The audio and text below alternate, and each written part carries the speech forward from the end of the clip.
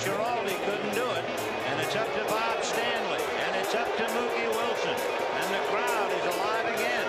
And Rick Aguilera praying that he'll get off the hook. Mookie Wilson struck out, single to right, grounded out, and then sacrificed. And that was the bunt that Gedman fielded and threw high to Spike on at second base. You have the tying run 90 feet away in Kevin Mitchell, and the possible winning run at first in Ray Knight. And here's Mookie. 55,078 here at Shea, and they've really been put through the ringer. Fouled away. Pension mounts some more. 2 out in the 10th. 5-4 Red Sox. Ray Knight at first. Kevin Mitchell at third. 2-2 to Mookie Wilson.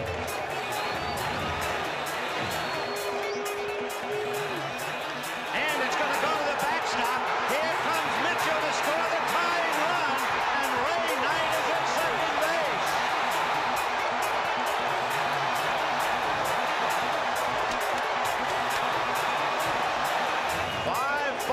In a delirious 10th inning. Can you believe this ball game at Shea? Oh, brother. So the winning run is at second base with 2 out, 3-2 to Mookie Wilson. Little roller up along first, behind the bag. It gets through Buckner. Here comes Knight, and the Mets win it.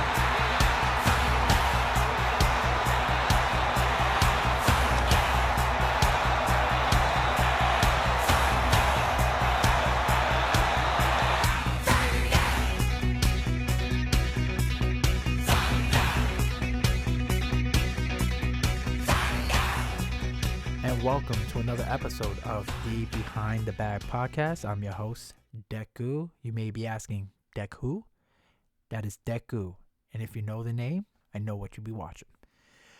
So let's get to the point. Let me first say, what are we doing? What are we doing as an organization? First of all, from the last podcast, we lose out on Kyle Tucker, goes to LA. So didn't even make a big deal or big chance to try to sign him. I mean, give the man the years. Didn't do that. Then we try to stay face, and I called it a desperate signing to Bo Bichette, shortstop, infield that we're going to convert to a third baseman. So we signed him for 3 years for $126 million. A little overpricey for him. I get it. He's a decent hitter. He knows what, got his ERA and points up. I get it.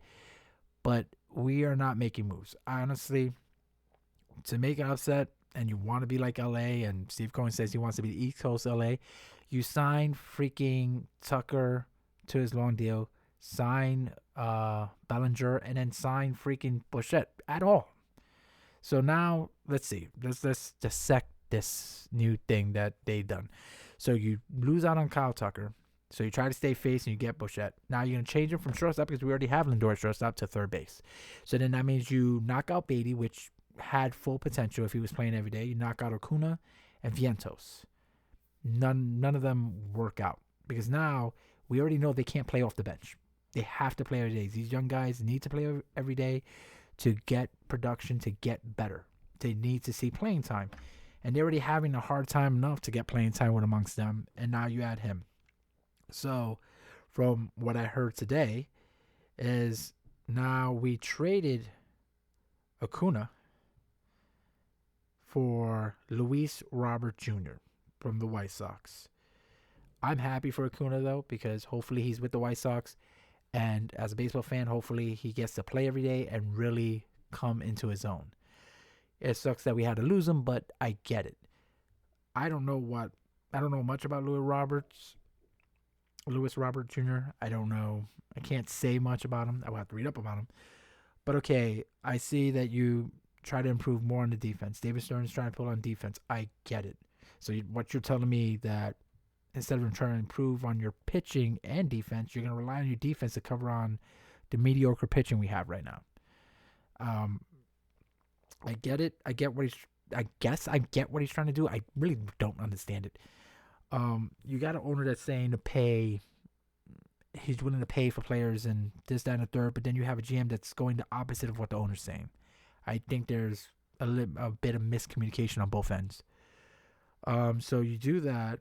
I mean, the next job is to try to sign Bellinger, but now I'm having feelings that he may go back to the Yankees. So then, what was the point of getting rid of Nemo? I don't get it. So you get rid of Nemo to have left field open and nobody to replace. Okay. So then on top of that, like on that note, you doing all this to try to produce a playoff team, which again didn't do well last year.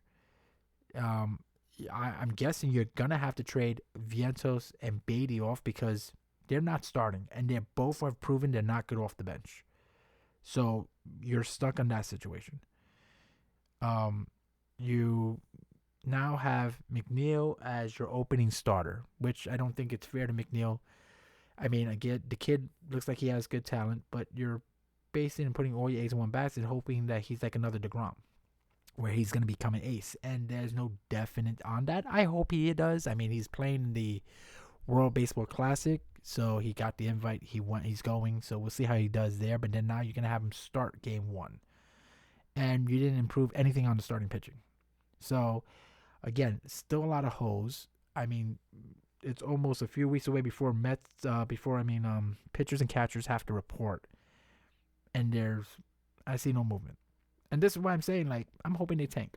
I'm hoping the Mets tank this year. I'm hoping I'm wrong at the same time. But if they're gonna lose, I don't want them. I don't want any effort. I don't want any craziness of them trying to make it a season. Just fucking flunk. Just flunk. Get 79 wins or fucking 71 wins and be the worst team in the East Coast, and just shit the bed, because at least then maybe Cohen will get rid of Stearns, and then we'll get a real general manager, because I don't know how this guy's thinking. I mean, again, like I said in my previous podcast, like the Brewers looked like they were working away from him because he was doing ridiculous trades, and I don't get his mindset. So, I mean, you have an open bank, and you talk about that you want to be like the East Coast of LA, but you're not doing moves like LA.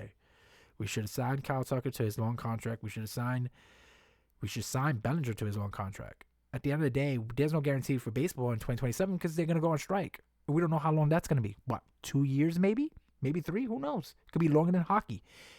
Then try to win now, because after that, we don't know how salary is going to be given and everything else, and how the whole play. At least if you sign your players now, you know you got your players for a few years. And anything else you could work around. But right now, we're working around with nothing. Again, we supposedly have an excellent farm system, but then we're signing players where there's no way to bring the farm system up and to give them playing time.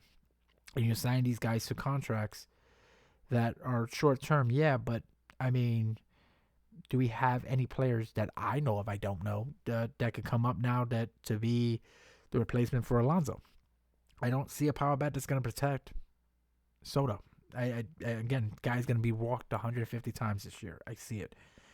And it's funny. I want to give them a chance to see if they could do something. I want to see if something could come out of this. I mean, hopefully a trade could come up. I mean, some people are saying they're trying to believe in the process. I just don't understand the process. So how can I believe in a process that I don't understand? Because you're saying one thing and doing another. It's almost like a cheating spouse, where they say they're going to do this, that, and the third, and then they do the opposite. And you can't trust them, because every time they say something, it turns out to be a lie. Like, again, we need a pitching rotation. We need a freaking bullpen. I mean, I haven't seen much upgrades. There's a lot of guys that have been signed to minor league contracts, invited to spring training. Like, they're trying to find these diamonds in a rush and hopefully get lucky, instead of signing pure talent that you know that's going to do well day in and day out at the end of the day. So, like, I mean, we're going to give... We signed Bichette for 3 years, $126 million from the free agents, and he's coming, very good on what he was doing. His ERA was good. I mean, he was hitting a 3.11 with an 840 OPS with 18 home runs and 94 RBIs, which is good, with amazing 3.5 WAR. So, okay, he's showing that he has potential, but I don't think he's gonna cover down for what Alonso wrong with his bat. Yes, he did. He had a great World Series. He went 3-0. You know what I mean? Like in Game 7 of the series, he had towering 3-run home run blast. You know what I mean? And that was good and won in the 11th inning. And that's all good and dandy. But does this anchor third base? Does this improve to the sense of makes us a guaranteed playoff team? I don't think so. I just think it's just to cover up the situation of the fact that, okay, we missed out on Tucker, so this is what we're going to do next. I don't know what's the next thing. But again, my personal opinion, they need to sign Bellinger. If the Yankees re-sign him, then what was the point of getting rid of Nemo? I don't get that at all. Like, for the simple fact, okay, you got rid of Nemo to say that you're going to redo this whole, lineup to improve it with defense and everything, but you haven't done any moves. And I feel like Stearns is trying to make, like the free agency to come to him. Like, he's going to be able to drop them to the price that he wants. And that's not always the case. And then at the end of the day, you're going to have to eat crow at the end of the day sometimes to get what you want. And he's unwilling to do that. And if you're unwilling to do that and unwilling to compromise, I don't know how you're going to try to make a playoff team, especially that you have one of the most richest owners in baseball. Again, Steve Cohen has a plan that I see. Again, he has the new football stadium that he's making for the soccer team. He has a casino that's been improved that's going to be made across the street. And I don't see that casino being successful with a losing franchise. And if you don't have a World Series, team, I don't think I would go to the game to a losing team and want to be bothered by it at all. Like, if my team is winning, then I'm going to want to go to the game. And if they are winning, then, hey, let's go to the casino across the street. They have a new restaurant or a bar. And you go from there. And then, hey, maybe I want to get... That's how you build this whole thing. But if you don't have a winning team, it doesn't promote anything else around that area that he's trying to do. So pretty much you're hurting it. And yes, believe in the process. Then if you're not planning on winning right now, then why don't just say so? That it's a rebuild season. You know what I mean? A rebuild season at the end of the day. But it's ridiculous because then you still got a $700 million player that you're not doing with and you're wasting years on them. So you're going to do a rebuild because honestly, I don't see this as a playoff contender. I am not a baseball genius or guru. Maybe I'm just a fan. Maybe I'm talking out of my wazoo. But at the end of the day, if we're having a team that's going to be a real contender, I would think you put the best foot forward. And I didn't see any moves. I don't believe in this guy Stearns. I don't like how he's doing the process. I don't like how he's doing anything. And like now you got rid of Kuna for less than he's worth, because I think he was worth a lot more, and I hope I am right where we're talking about this guy and he's an all-star and doing well. But also with Beatty and Vientos, like, I mean, they haven't hit their prime where you're going to get great trades for them. So you're just going to have to lowball their trades, and I'm hoping wherever they land, they're being greatly successful. But again, you're not relying on them to improve.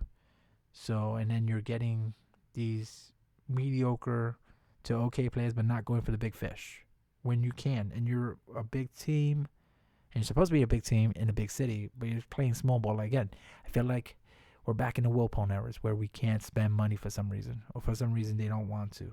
And I don't get it. I mean, I miss the days, like, they really got to improve. Before I even say the missing days, they really got to improve the pitching. And, like, I don't understand the new pitching way. Like, the average pitcher goes 4 innings. And then you need the middle reliever to go 8. And then you close at 9. I miss the days where pitchers went, 7. Then you had your set up man for the 8th inning, and then you close at 9. And the average pitcher would go 6 innings. It was, on occasion, your ace or starter will have a bad day and go 3 or 4. But now these pitchers and this whole thing with pitch count is like ridiculous. Another thing that annoys me is analytics. Like, I get it. Analytics was the new way of thinking, and it was the the right way to go, and it started with with the A's and it's got it popular. But I think we're relying too much on analytics, and we have to sometime look at other things besides analytics, because people are more than just a number. Sometimes they have like this undefined numeric thing that can't be judged with numbers or counts. It's just something special that has in a person. And sometimes you got to see that and ignore the analytics sometimes and go with that. You have to have an even balance. And I feel like we are at this point of it's just all analytics. And the computer's not always right.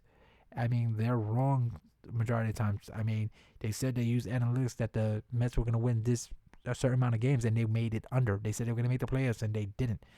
So analytics is not always correct. And that annoys me that everything is about analytics. And you're going from analytics and we can't have pitchers go this long and that long. And again, the way baseball is, it's just too much math, too much computers. I think it needs to be a more even balanced thing. And then with that said, again, you need to be willing to spend money and be top dog. Like I said before, pay the money for the players. So you would sign Kyle Tucker to his 6-7 years. You would sign Bellinger to the same, and then you lock them in for that, and then they're going to be good.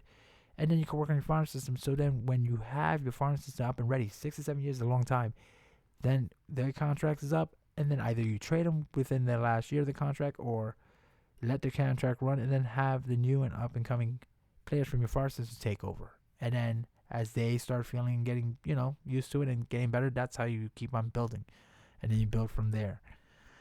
But again, or you could do like LA and just buy everybody like the Yankees did in the 90s. And we could do that too, but we're not doing either one. And it's going to be very interesting to see how the season goes. I already have many friends and also fellow fans that are saying that they're even going to want to watch this season. Like most of them saying they're going to want to watch the first game. And then once they go to the first game, they'll be good. And I'm probably going to be the same way. I'm probably going to go to opening day. And I want to check out opening day, see how it goes, see if we win, see if we lose, and see where that goes. And then outside, like I told everybody that I talked to, I'll go to I'll watch maybe the first 10 games to see how they do. And I swear, if they're under 500 within the first 10 game, I am done. Like, I'll do this podcast once every maybe once a month to see where they're at. And if they're going the way that I think they're going, then I could prove my point. And I'm hoping Stearns is gone. Because technically now, this is his team. He got rid of everybody that he didn't put in. If he could get rid of Soto, he probably would do that too. And I'm telling you, we're going to see if this blows up in his face. Because I don't see any way that you're going to have a winning team with what you're doing.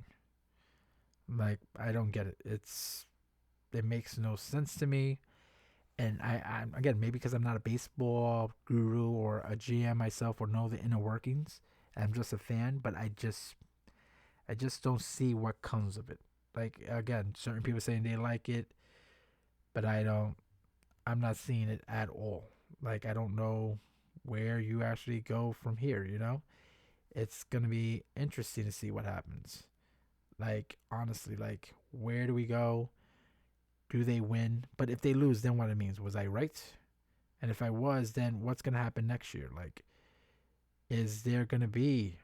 Well, first, we got to see if there's going to be next year, if they're going to have a strike or not.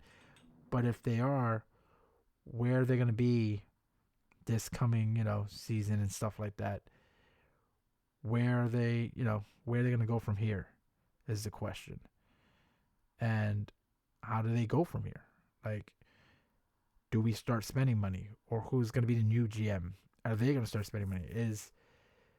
Are they going to change managers and blame it on the manager? Which I really don't think it's his fault. He only could play with what he has.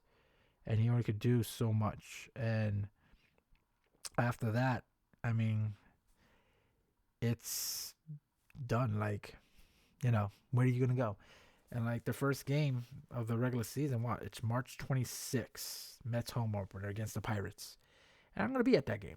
And we'll see how they do. And I swear to God, they get spanked.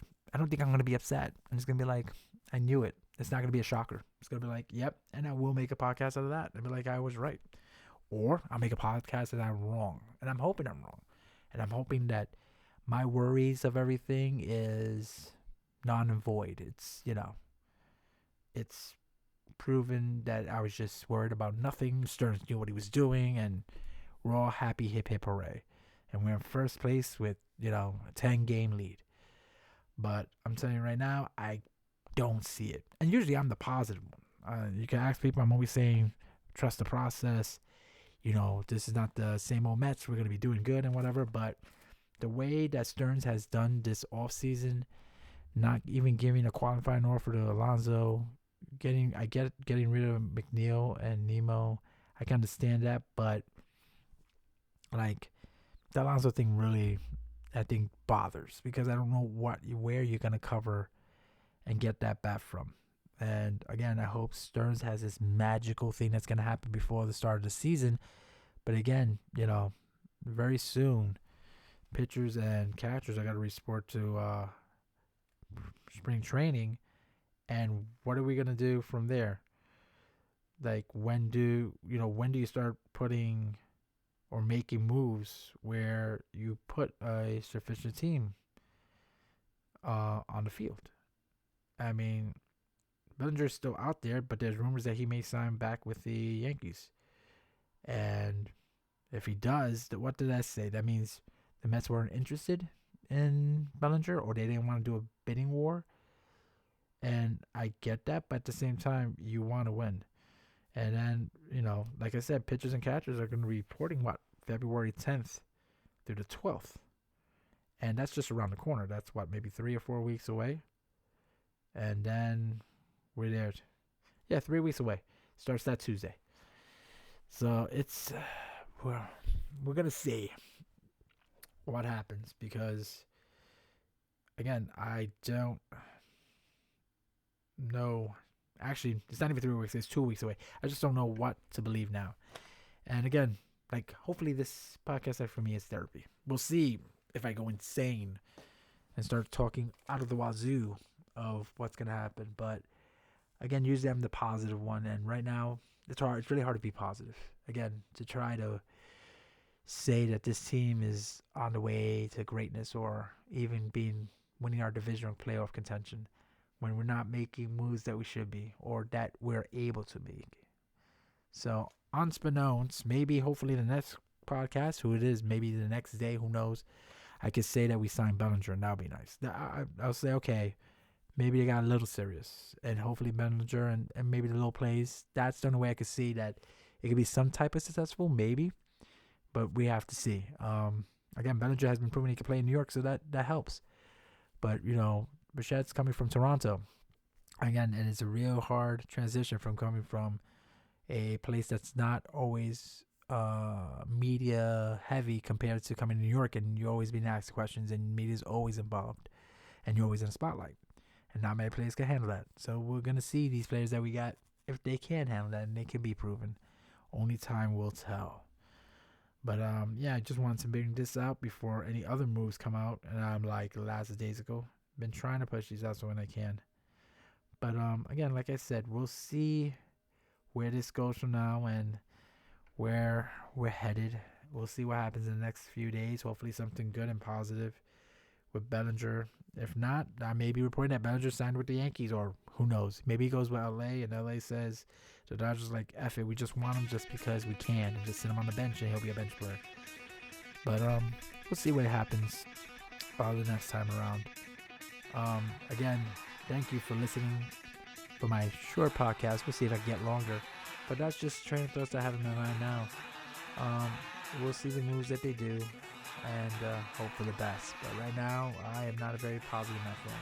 But again, it's what else is new? That's what Mets fans are made for. We're always looking for that other shoe to drop. So again, you guys stay savvy. I say bye con Dios los chicos, and I'll hopefully be speaking to you guys soon. Hopefully I'm not positive enough. Thanks again.